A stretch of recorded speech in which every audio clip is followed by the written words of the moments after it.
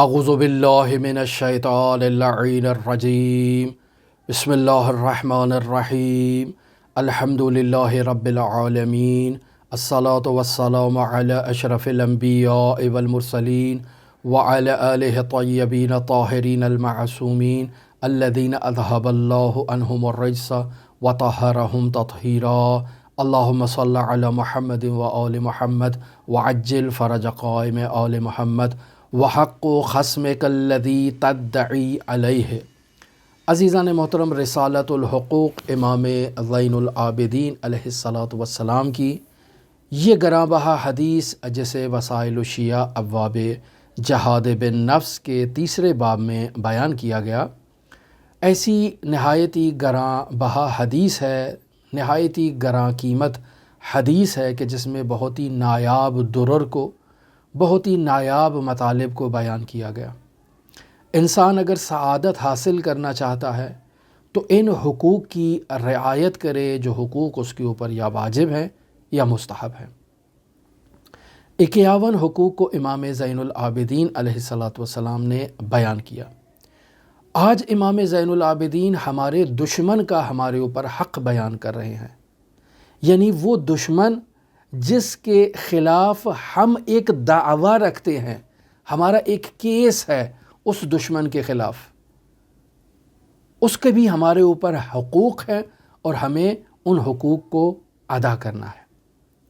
نہایت ہی ظریف نقطہ کہ انسان کا دشمن ہے، وہ اس سے دشمنی کر رہا ہے، لیکن دشمنی میں بھی انسان کو عدل و انصاف کے دامن کو چھوڑنے کا حق حاصل نہیں ہے۔ دشمنی میں بھی انسان کو کسی کی توہین کرنے کی اور کسی کو گالم گلوچ دینے کا انسان کو حق حاصل نہیں ہے۔ انسان کسی کی آبرو ریزی نہیں کر سکتا، انسان کسی پہ بہتان نہیں لگا سکتا، انسان کسی کی غیبت نہیں کر سکتا۔ دشمن ہے،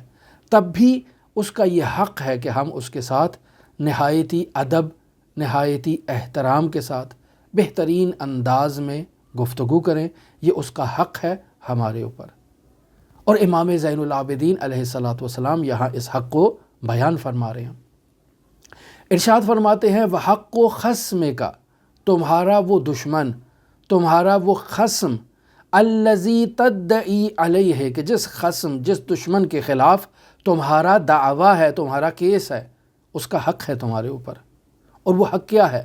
ان کنت محقا فی دعواک، اگر تم حق پر ہو، تمہارا دعویٰ سچا ہے، تم واقعاً درست کار ہو، تو امام زین العابدین علیہ الصلاۃ والسلام ارشاد فرما رہے ہیں اجملت مقاولتہ، تو اس کے ساتھ جب کلام کر رہا ہے، گفتگو جب کر رہا ہے، تو اپنی گفتگو کو اجملت، بہترین الفاظ کا چناؤ کر، بہترین انداز میں اس کے ساتھ گفتگو کر۔ وَلَمْ تَجْحَدْ حَقَّهُ،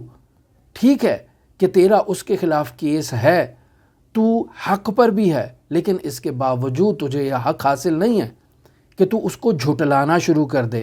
تو اس کا انکار کرنا شروع کر دے، چونکہ اگر تو اسے جھٹلائے گا تو معاشرے میں جہاں تو اس کو جھٹلا رہا ہے، اس معاشرے کے سامنے اس کی آبرو ریزی ہو جائے گی، اس کی بدنامی ہو جائے گی، لہٰذا وہ اپنے آپ کو بدنامی سے بچانے کی خاطر مزید اصرار کرے گا، مزید جو ہے وہ کھڑا ہو جائے گا اپنے دعویٰ پر، اور مزید اپنی بات کو ثابت کرنے کے لیے وہ ادھر ادھر سے بہانے اور ہیلے تلاش کرنے کی کوشش کرے گا۔ اور اگر تو اسے ہدایت پر لانا چاہتا ہے، راہ راست کی طرف تو اسے ہدایت کرنا چاہتا ہے، تو تیرا اس کے ساتھ بد اخلاقی سے پیش آنا، اچھے الفاظ کا چناؤ نہ کرنا، اس کو سب کے سامنے جھٹلا دینا، یہ سب باعث بنیں گے کہ وہ تیری حق بات کو بھی قبول نہیں کرے گا۔ لہٰذا تیری ذمہ داری ہے کہ تو حق پر ہے، حق پر ہونے کے باوجود تو اس کو مت جھٹلا، تو اس کی بات کا انکار نہ کر،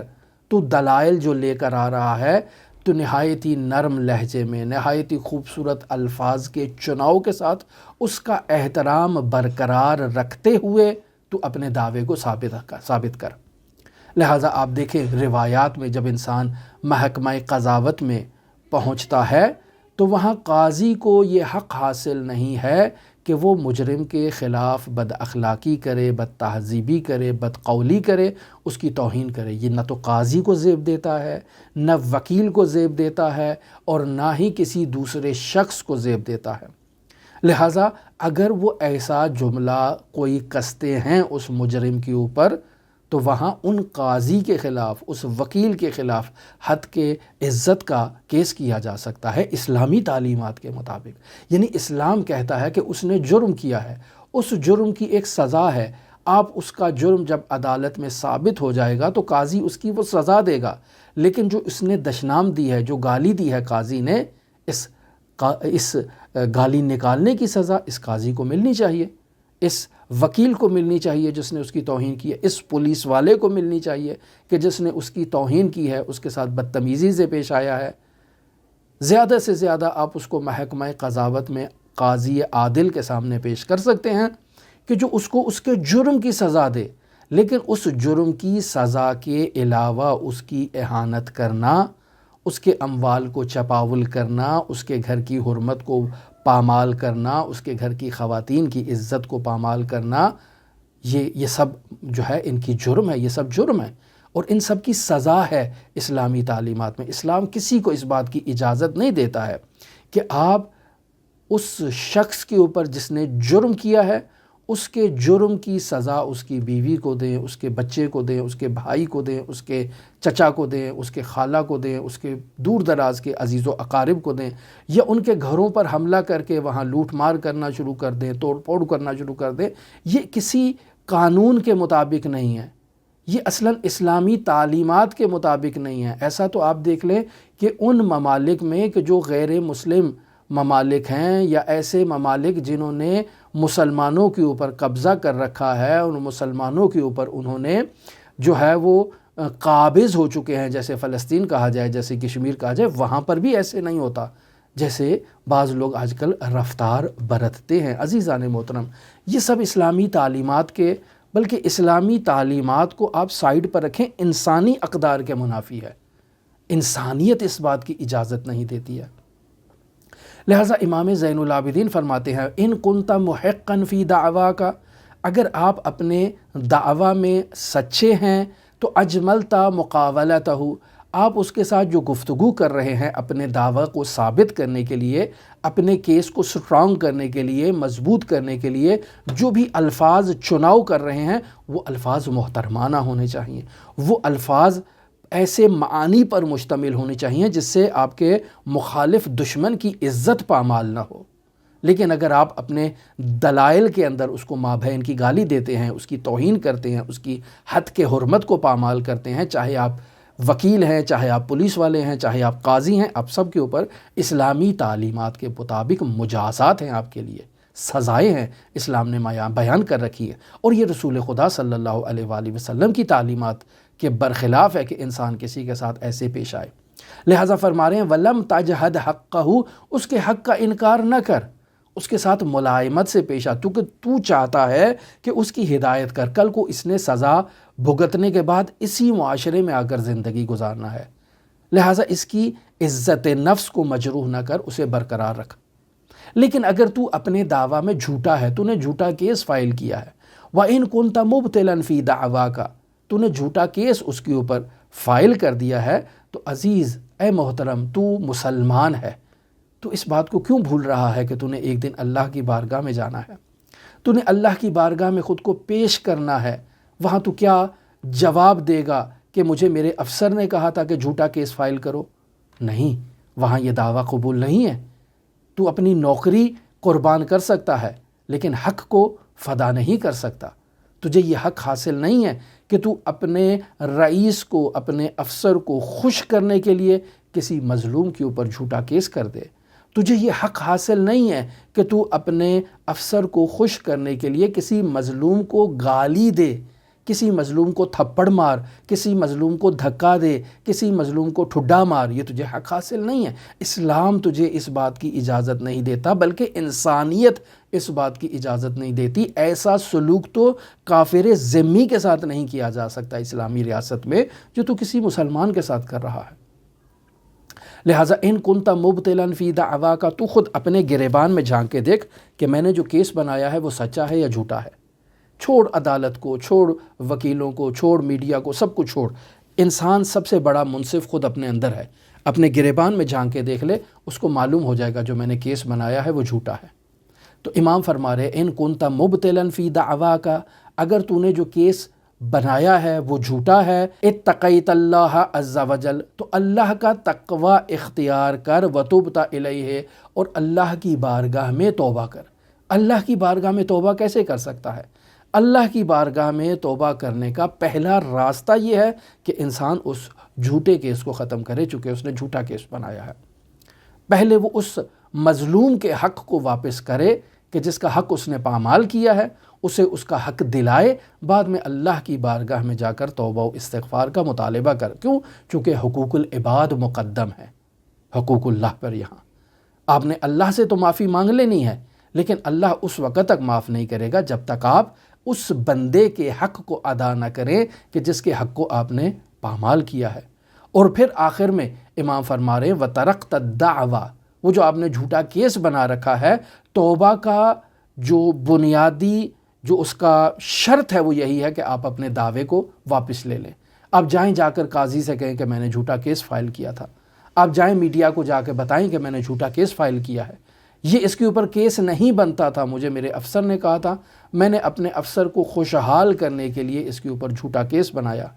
لہٰذا اس کے اوپر کیس بنتا نہیں ہے، میں اپنے کیس سے ہاتھ اٹھاتا ہوں، دستبرداری کرتا ہوں، اس کیس کو واپس لیتا ہوں اور اللہ کی بارگاہ میں توبہ کرتا ہوں، استغفر اللہ ربی و اتوب الیہ۔ اب خداوند متعال آپ کی توبہ کو ایکسیپٹ کرے گا، قبول کرے گا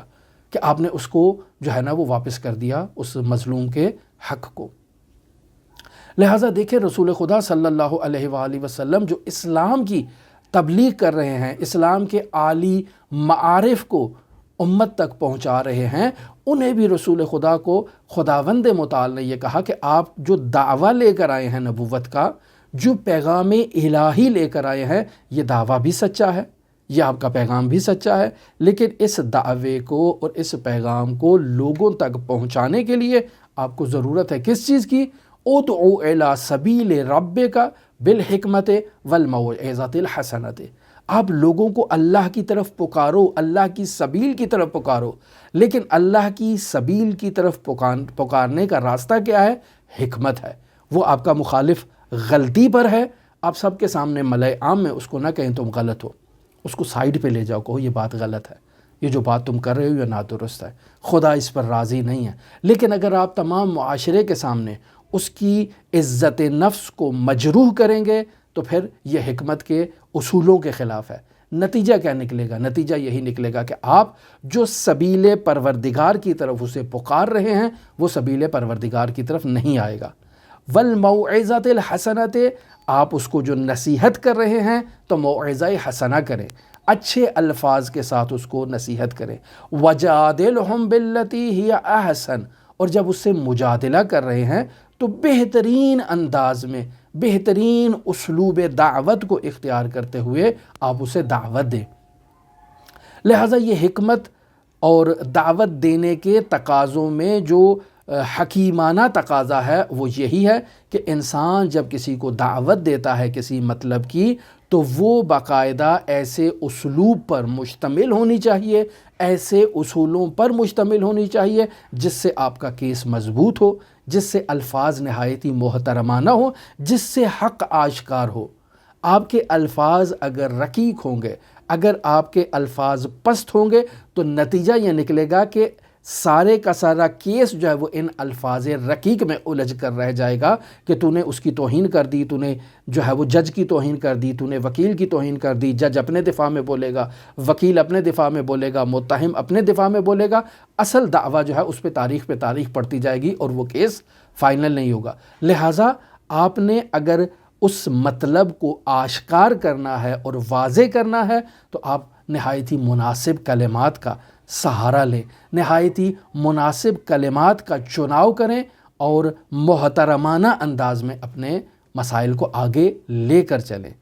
آپ اگر حق پر ہیں تو۔ لہٰذا رسول خدا صلی اللہ علیہ وآلہ وسلم کو جو دعوت دینے کا حکم دیا گیا وہ یہی تھا کہ ادعو الی سبیل ربک بالحکمت والموعظۃ الحسنۃ، حکمت کے ساتھ اور موعظہ حسنہ کے ساتھ، یعنی اچھی نصیحت کے ساتھ آپ اپنے مخالف کو اپنے رب کی طرف پکاریں۔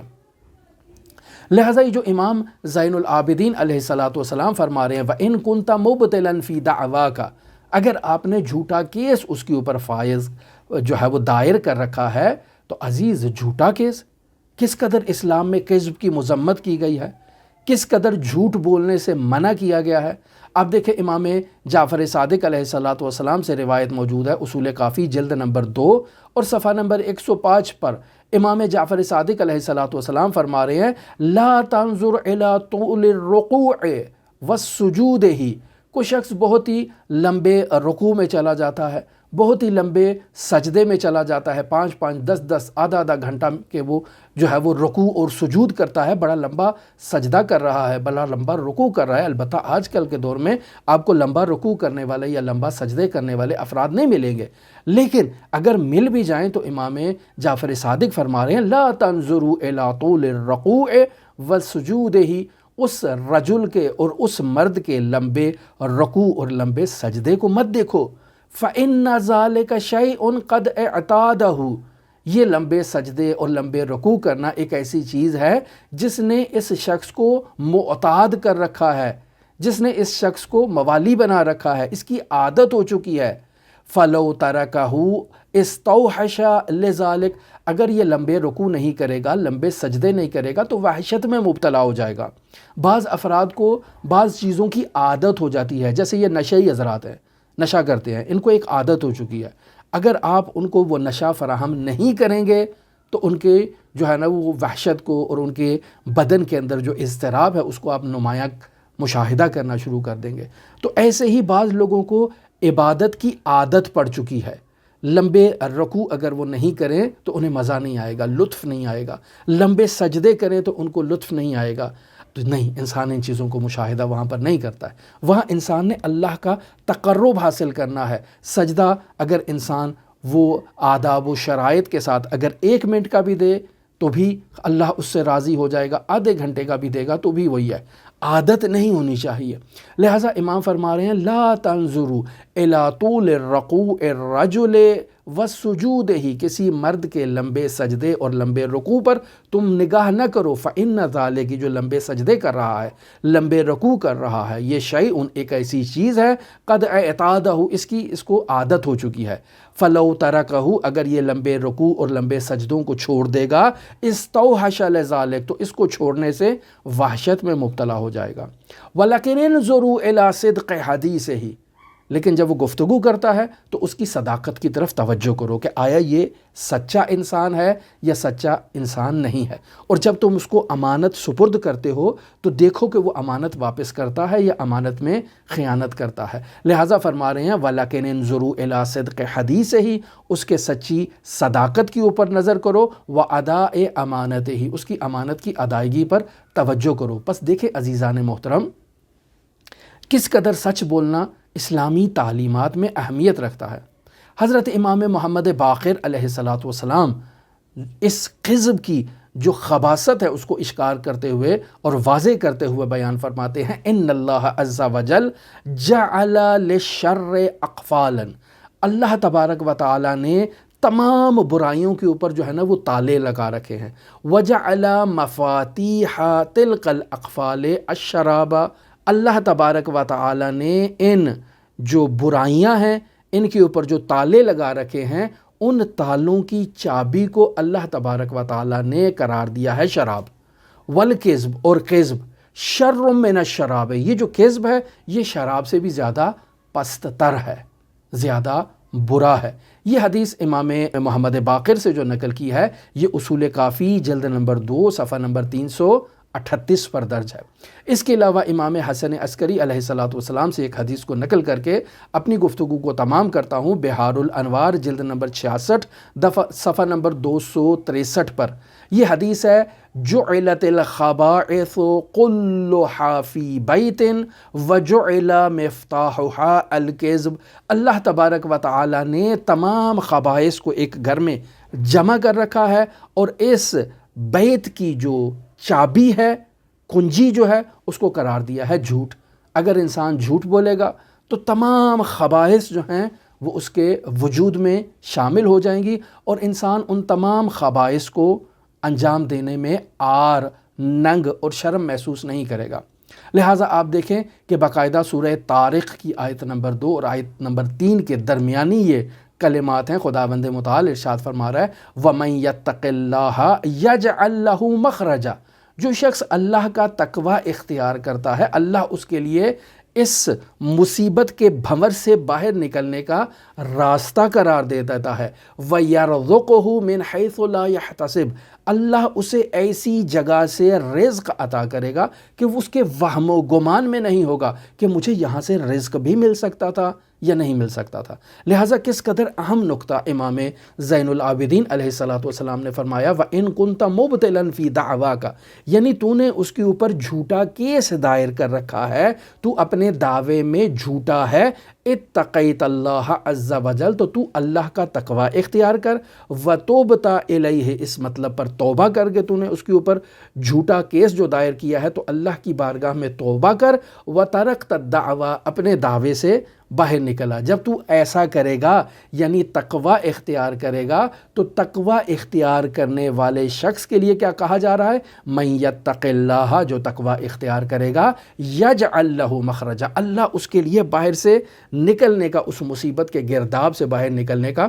راستہ معین کر دے گا۔ وَيَرْزُقْهُ، اگر اس کی نوکری بھی چلی جائے سچ بولنے پر اور یہ جھوٹا کیس خارج کرنے پر، تو یرزقہ، اللہ اسے عطا کرے گا رزق، من حیث لا یحتسب، ایک ایسی جگہ سے جس کا اس کو وہم و گمان بھی نہیں تھا کہ مجھے یہاں سے رزق بھی مل سکتا ہے۔ تو عزیزان محترم، ہمیں یہ چاہیے کہ ہم ان حقوق کی رعایت کریں۔ آپ تمام عزیزان کے لیے امام علی ابن موسیٰ الرضا علیہ الاف و تحیت و ثنا کی نورانی بارگاہ میں نائب و زیارہ بھی ہیں اور دعا گو بھی ہیں۔ اللہم صلی علی محمد و آل محمد وعجل فرج قوائم آل محمد۔